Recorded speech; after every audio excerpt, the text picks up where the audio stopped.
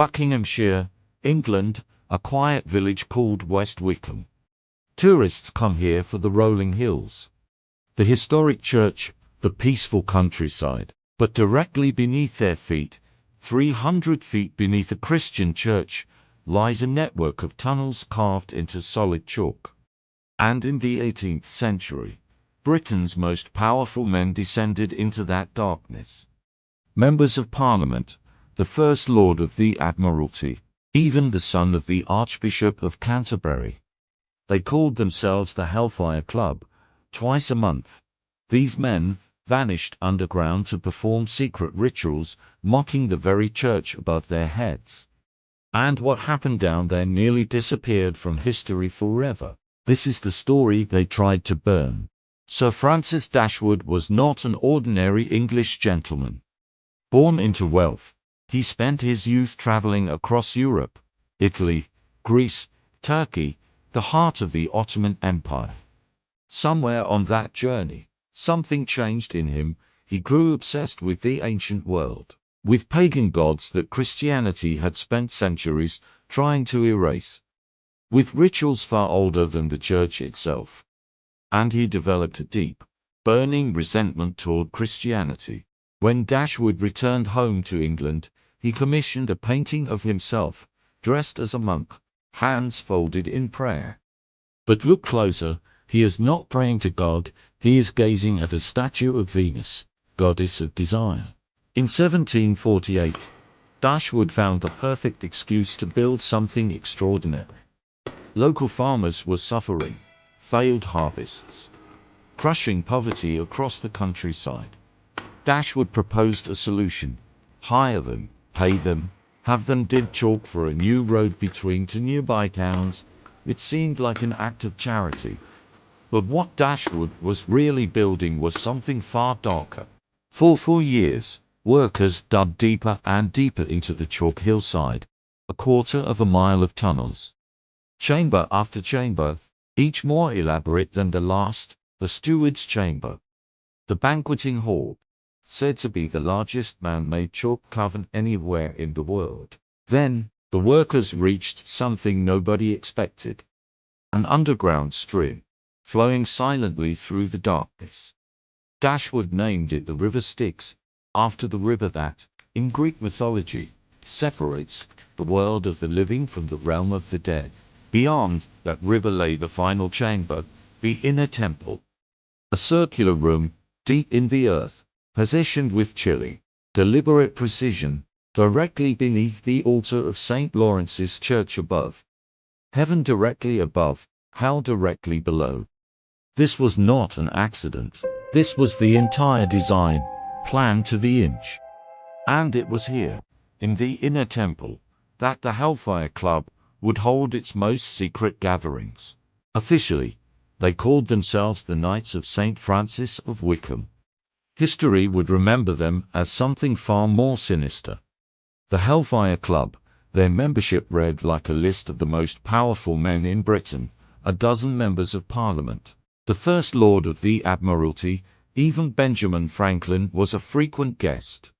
Their motto, carved above the entrance, said everything, Faci tu vujus, do what thou wilt. Twice a month, these powerful men descended into the caves. They wore ceremonial robes. They drank, feasted, and performed mock religious rituals, deliberately mocking the church above their heads. They worshipped Bacchus, god of wine, Venus, goddess of desire. Women were invited too, dressed deliberately as nuns. To the deeply religious England of the 1700s, this was pure blasphemy. And the rumors that followed grew darker every year. Whispers of devil worship, of human sacrifice, of rituals far too dark to ever be confirmed. As you walk deeper into the caves today, the walls themselves begin to change. Carved directly into the chalk, ghoulish faces, skulls, twisted, mocking expressions, staring back at you from the darkness. Some historians believe new members were required to carve their own face into the wall as part of their initiation. A permanent mark, a confession, carved in stone. that could never be erased. Then, in 1774, the club's secretary, a man named Paul Whitehead, did something that would seal this mystery forever.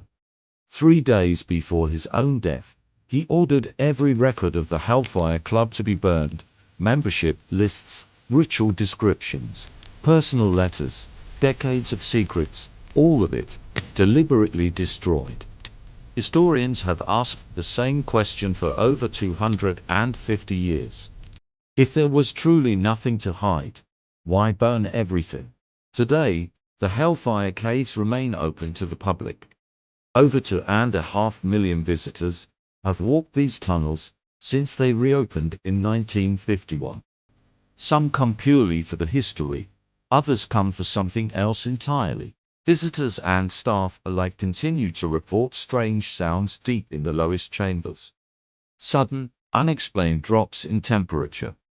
The unmistakable feeling of being watched in the darkness. The caves were even investigated during a televised overnight paranormal vigil, where investigators reported unexplained activity directly in the inner temple, the same chamber where the Hellfire Club once gathered. Whether or not you believe in ghosts, one truth remains undeniable. Some of the most powerful men in 18th century Britain chose to bury their darkest secrets 300 feet underground. And when the truth threatened to surface, they burned it rather than let the world see. The Hellfire Caves still sit beneath that quiet English village today. Tourists now walk where members of Parliament once worshipped forgotten gods, where Benjamin Franklin himself once stood in flickering candlelight, where a secret society's darkest rituals were performed, feet beneath the unsuspecting church above. Britain's history books rarely mention any of this. The polished, official story leaves it out entirely. But beneath every green hill and quiet village across this country, there are secrets exactly like this one, waiting to be found. If this story pulled you into the shadows, subscribe to Veil of Europa. Every week, we uncover the dark history Europe tried to forget. The next secret is even darker. We'll see you in the shadows.